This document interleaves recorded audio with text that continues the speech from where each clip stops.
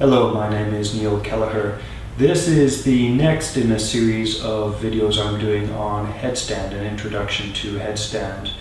In the previous video I discussed tripod headstand.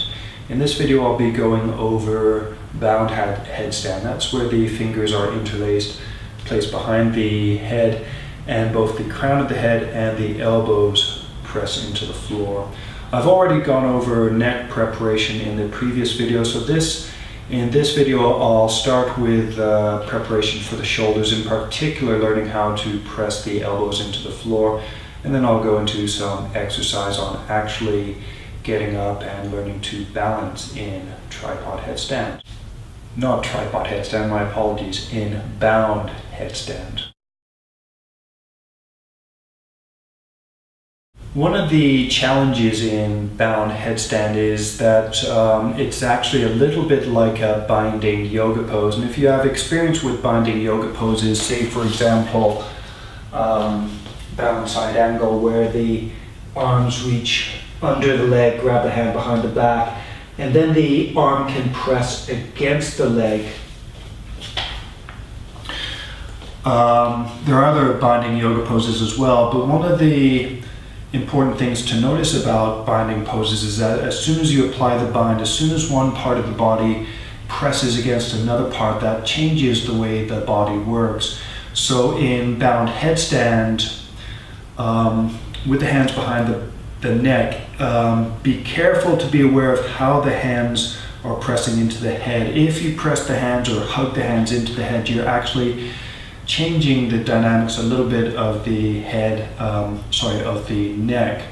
So one of the things that you can learn to be aware of when preparing for headstand is learning to feel the contact both between your hands, whether your fingers are loose or engaged. This action adds stability to the pose, but also learning to feel whether your hands are actually pressing against the head or are touching the head without pressing against the back of the head.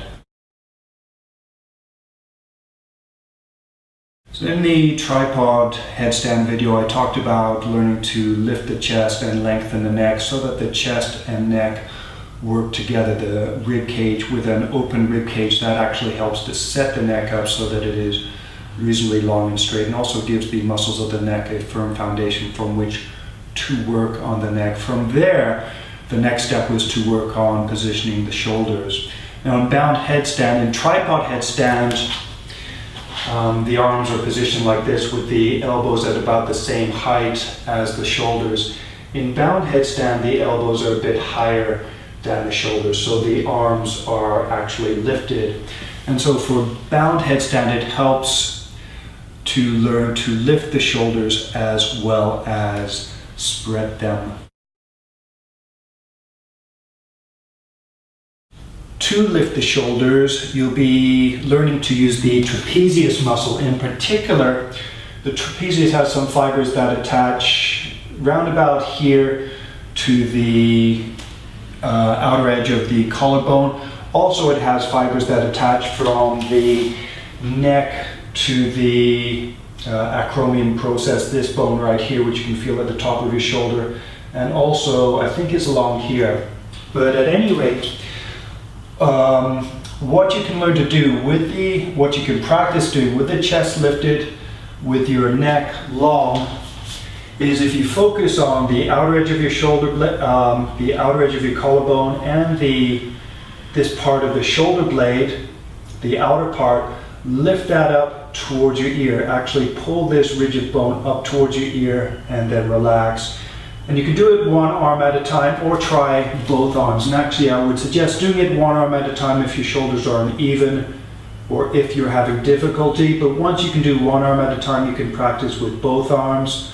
So with your neck long, maybe move the elbows out to the side, focus on drawing the outer edge of the shoulder blades up. The inner edges will also lift, and then relax.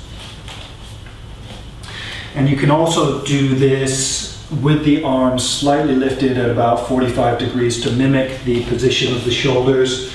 So from here, with the chest lifted, neck long, lift the shoulder blades, lift the outer edge of the shoulder blades, and then relax. And notice I'm not just moving the shoulder blades up quickly. In headstand, you want to have some control of your elbows, and part of the reason we're learning to use the shoulders is you'll be using your shoulders to vary the amount of pressure on your elbows. And actually, you'll need a little bit of pressure on your elbows to keep you balanced. But the smoother you can move your shoulders without weight, the smoother you can move your shoulders with weight on them, and the better you'll be able to control yourself in headstand, and that translates to being able to balance easier in headstand. So what I would suggest is, with your chest lifted, with your neck long, practice slowly lifting your shoulders and slowly relaxing them, and then again with the arms lifted, slowly lift and then slowly lower. The next step then is to practice with the fingers interlaced with the hands behind the back. More on that in a second. Bound headstand is actually asymmetrical and uneven pose just because of the position of the hands. So one of the things that you can practice when doing headstand or working towards it is every time you do a set, change the interlock of your hands. Get used to having the right pinky on the bottom, then get used to having the left pinky on the bottom so that you can use both equally. Also, so that your hands form an even base, tuck the bottommost pinky in so that the edges of both palms can touch the floor. And I'm saying this now because we're going to be practicing clasping the hands, so even now you can get used to this idea. Now then, there are two options in headstand for the position of the palms.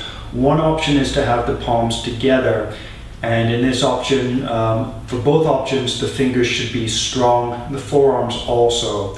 Another option is to have the palms apart, and both will change the way moving between one or the other will change the way the pose works. But for now, just getting used to the shoulders, we're going to try both options so that you can try them both when you're doing headstand, and so that you can use the one that works best for you. And ideally, if you have the choice between the two, learn to use both so that you can use both equally well. However, if you have your body dimensions make you more suited to using one more than the other, then you might have to stick to that one variation. But the ideal is, I would suggest, is to be able to use both variations equally well. So with the fingers interlaced, tuck the bottom pinky in, bring the palms together, and place the hands behind your head. Ideally, your hands will not be behind the neck. In headstand, your hands will actually be on the floor. So have your hands high enough so that the bottom of the palm is about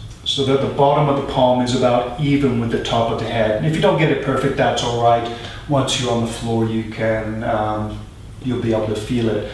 So again, tuck the little finger in, bring the palms together, move the hands behind the neck, and keep the palms together. Lift the chest, lengthen the neck, and then from here, with the shoulders relaxed, lift the outer edges of the shoulder blade just as you were doing before, and then relax. And so from behind, so chest lifted, neck long, palms together, fingers strong. Lift the shoulder blades and then relax. Now, one thing we did with the tripod headstand was we practiced spreading the shoulder blades. So right now we'll have a slight change to the shoulder technique. Now the action is to spread the shoulder blades and then lift, and keep the shoulder blades spread as you lift them, and then relax. So from behind, with the arms lifted about 45 degrees, spread the shoulder blades and then lift the outer edge, and then relax. Spread the shoulder blades so the inside edges of the shoulder blades move out, lift the outer edges, and then relax. And then interlace the fingers behind the back. So now I'm going to switch grip, palms together, fingers strong, hands on the back of the head. Spread the shoulder blades. So try and do that slowly. Slowly spread, lift so that the elbows press up, and then relax. Spread, lift, and then relax. And spread, lift, so that the elbows press up, and then relax. Depending on how tight or flexible your shoulders are, that will affect how easy it is for you to move your arms back. And one of the reasons that you'll want to move your arms back for headstand is if your hands are forward, because your shoulders are too tight, that's going to force your head forward unless you open your hands, and that might give you more room to pull your head back relative to your rib cage. So from the tripod video, I was talking about lifting the chest, pulling the head not only up but also back. And I didn't really talk about the alignment, but basically you want your head on top of your rib cage, and then when you're upside down, your rib cage will be in line over your head. And the more important aspect of that is putting the neck in a comfortable position where it is relatively easy for the neck to support the weight of the body. And then the other thing to be aware of is front to back tilt. And also in the tripod headstand video, I talked about being aware of side to side tilt. So those things still apply in bound headstand, the version we're working on now. So next, open your palms with the fingers interlaced, tuck the bottom pinky in. And again, this version with the hands like this might be better if your shoulders are a little bit tight, or if your forearms are a little bit shorter than yeah, I don't know how to say this politically correctly, if your forearms are shorter. But anyway, tuck the pinky in, open the palms, and then from this position, hands on the back of the head. And now you can practice being aware of your neck and the relationship of the head to the rib cage. Lift the chest, lengthen the neck, and pull the head back and up. And even with your fingers, with your palms spread, make the fingers strong. And here again, spread the shoulder blades and then lift them so that the elbows push up, and then relax. And then repeat that a few times. Try it with the other interlace of the fingers, and then rest. One thing I haven't talked about so far is the distance that the elbows are apart side to side. Ideally, this is too wide, this is probably too narrow. Ideally your shoulders, your elbows are about shoulder width apart. If you have a mirror, you can look at that. But the idea here is that the crown and the elbows form a triangle. And I talked about this in tripod headstand. You want the hands here, not here in one straight line. So with your elbows the right distance apart, you have front to back stability as well as side to side stability, or as a balance between the two. Now the next thing is getting used to having your head and elbows contacting the surface, and then rather than going straight onto the floor, what I'd suggest is using a wall. I'm going to use this glass window, which isn't ideal, but I'm not really set up to show you any other way. I can show you here, I guess. It's a little bit too narrow. But what you could do is kneel with your torso horizontal. And right now I have my palms together, bottom pinky tucked in. And in this position, what you can do is see if you can open your chest and make your neck feel long. And try to, because your head's against the wall, you have to move your chest down to get down or up to get the neck feeling comfortable. And you can also slide up and down the wall to get the best position. But in this position, with your head against the wall, with your elbows ideally shoulder width apart, hands strong, what you can practice here, spread your shoulder blades, press your elbows into the wall, and then relax. Neck long, rib cage open, spread your shoulder blades, lift them so that your elbows press into the wall, and then relax. And that's just an intermediate step to getting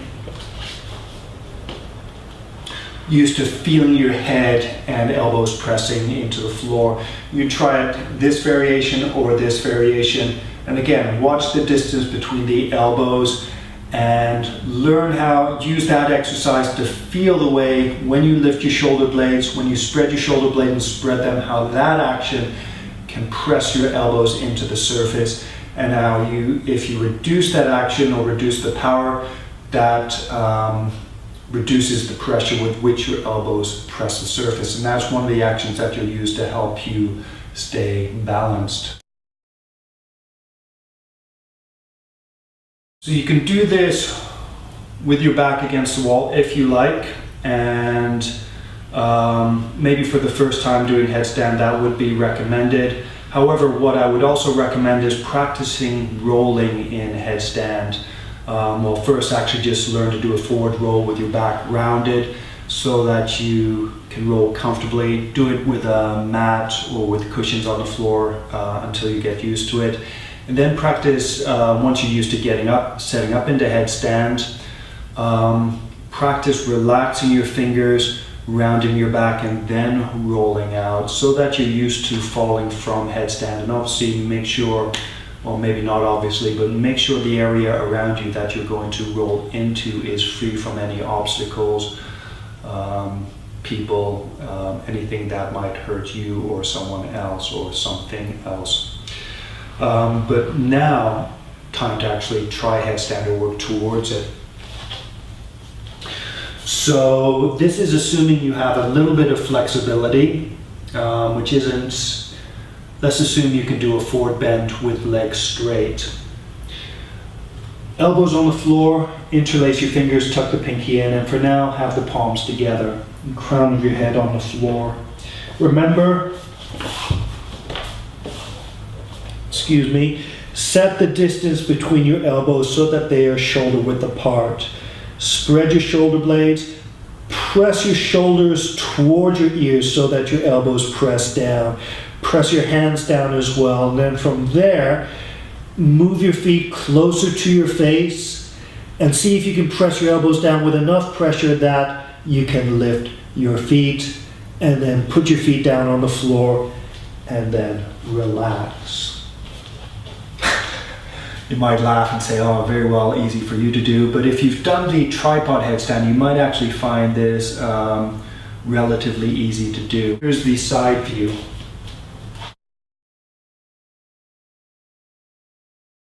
So if you start with your hips up high, and place your head on the floor. And just from the tripod headstand, check your side to side lean. Make sure your neck is equally long on both sides. Also, even here, you can go a little bit forward or back. Find the position that feels most comfortable both for your head and your neck. And then clasp the fingers behind the back, palms together, and I'll switch grips here. Bottom pinky in. Elbows shoulder width apart. And even here, I'll spread my shoulder blades and move the outer edge of my shoulders towards my ears so that my elbows press into the floor. And sorry, what I didn't mention, I mentioned it in tripod headstand. For now, try to keep the balance, the pressure even between your crown and your elbows. And the idea there is, if this is my head and this is the position of my elbows, if both are pressing down with equal pressure, that means my center of gravity is somewhere between them. And if the pressure is actually equal, it'll be right between the two. That means if I move back accidentally, I've got a little bit of leeway to pull myself forward before I fall out of balance. If my center of gravity moves forward, then I've got a little bit of leeway to push my center back so that I stay balanced. And that's part of the reason for having the ability to control the shoulders, is so that you can vary the pressure. So if you feel yourself moving back, you can reduce the pressure so that your center, reduce your elbow pressure so your center moves forward. And if you feel you're moving forward, then you increase the elbow pressure to push your center back that way. And the better you can control your shoulders, the easier it is to make fine-tuned adjustments to the position of your center so that you stay balanced. But anyway, head on the floor, neck equally long on both sides, clasp the hands. Palms together, bottom pinky tucked in, elbows shoulder width apart. Spread the shoulder blades, move the shoulder blades towards the ears so the elbows press down. Slowly lift the hips. Keep the elbows pressing down. See if you can walk your feet toward your face so that your hips move over your head or towards your head. From there, press your elbows down, increase pressure, lift your feet, and then slowly lower and relax. So as for tripod headstand, what you can do with the bound headstand is practicing moving your legs and noticing how your legs affect your balance at different stages of elevation. So to begin with, and actually I haven't talked about it until now, you can also experiment with having the palms open. With the palms open, make sure you make the fingers and palms strong rather than being flaccid. So palms open, bottom finger tucked in, elbows shoulder width apart. Spread your shoulder blades, use your shoulders, push your elbows down, lift your hips. Also, press your neck, your head into the floor so that your neck muscles engage. From there, lift your hips high, make sure you press your elbows into the floor, and then lift your feet off of the floor. Try and get your hips over your head. And then from this position,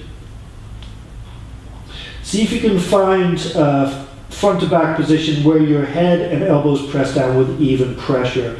And then from there, what you can work on doing, slowly reach your feet forward and then slowly bend your knees. Slowly reach your legs forward and then back, and then come down when you are ready.